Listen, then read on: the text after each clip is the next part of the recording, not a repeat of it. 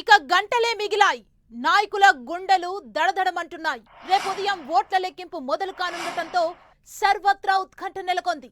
ఇన్నాళ్లు గెలుపు ధీమా వ్యక్తపరిచిన అభ్యర్థులకు ఇవాళ రాత్రి నిద్ర పట్టడం కాస్త కష్టమే.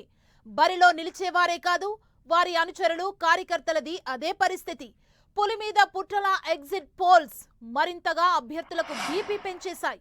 దాంతో అభ్యర్థులు గుళ్ళు గోపాల చుట్టూ ఎక్కువగా తిరుగుతున్నారు. తమ విజయాన్ని ఆకాంక్షిస్తూ ఇష్ట దైవాలకు పూజలు చేసి మొక్కులు చెల్లించుకుంటున్నారు. అభ్యర్థులు టెన్షన్లతో సంబంధం లేకుండా ఎన్నికల అధికారులు కౌంటింగ్ ఏర్పాట్లు పూర్తి చేస్తున్నారు. అభ్యర్థులు కూడా దగ్గరుండి కౌంటింగ్ ఏజెంట్లను సిద్ధం చేస్తున్నారు. కౌంటింగ్ ఏజెంట్లు రేపు ఉదయం 5 గంటల నుంచి 6 గంటల్లోగా లెక్కింపు కేంద్రానికి చేరుకోవాల్సి ఉంటుంది. వీరందరికీ ముందు రోజు నుంచే బస చేయడానికి అవసరమైన గదులను కౌంటింగ్ కేంద్రాలకు సమీపంలోని హోటళ్లలో బుక్ చేశారు అభ్యర్థులు. హోటల్ సదుపాయాలు అంతగా లేని చోట ఫంక్షన్ హాల్ బుక్ చేసి ఆయా పార్టీల నేతలు కౌంటింగ్ ఏజెంట్లకు సదుపాయాలు కల్పిస్తున్నారు. కౌంటింగ్ కేంద్రంలోకి ప్రవేశించే ఏజెంట్లకు బ్రీత్ అనలైజర్ తో పాటు ముందుగా పరీక్షలు చేస్తారు. మద్యం తాగినట్లు తేలితే లోపలికి అనుమతించరు. తెల్లవారుజామున 5 గంటల నుంచే తనిఖీలు చేపట్టనున్నారు. కౌంటింగ్ ప్రక్రియకు హాజరయ్యే అభ్యర్థులు, అధికారులు, ఏజెంట్లు జిల్లా ఎన్నికల అధికారి జారీ చేసిన గుర్తింపు కార్డులను ధరించి తనిఖీల్లో చూపించాలి.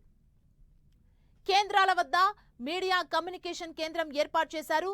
రౌండ్లు వారీగా ఫలితాలను వెల్లడించనున్నారు. కౌంటింగ్ కేంద్రంలోకి ఎలక్ట్రానిక్ పరికరాలు, అగ్గిపెట్టె, పెన్, పేపర్ ని అనుమతించరు. కేంద్రంలోకి ఒక్కసారి ఏజెంట్ లోపలికి వెళితే పూర్తయ్యే వరకు బయటకు రావటానికి వీల్లేదు.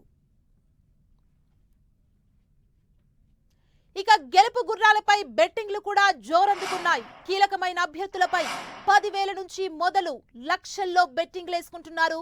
విశాఖ, గోదావరి, కృష్ణా, గుంటూరు జిల్లాలతో పాటు రాయలసీమ కూడా పందాలు చివరి అంకానికి చేరాయి. నగదుతో పాటు బంగారం, ఆస్తిపత్రాలు, వాహనాల వంటివి కూడా ఒడ్డుతున్నారు. పందెం రాయిలు, పందాలు ముఖ్యంగా ఏపీలో అధికారంలో ఏ పార్టీ వస్తుంది, దేశంలో ఏ పార్టీది వంటి ప్రధాన బెట్టింగ్లతో పాటుగా పవన్ కళ్యాణ్ గెలుస్తారా లేదా అనేది కూడా ట్రెండింగ్ లో ఉంది. మామూలు పందాలతో పాటు 1కి 5 10 వంటి కోసు పందాలకు కూడా సిద్ధపడ్డారు. వీరందరి తలరాతలు రేపు తేలిపోనుండటంతో పందెం గెలుస్తామా లేదా అనే టెన్షన్తో దేవుడిపైనే భారం పెట్టుకున్నారు పందెం రాయిళ్లు.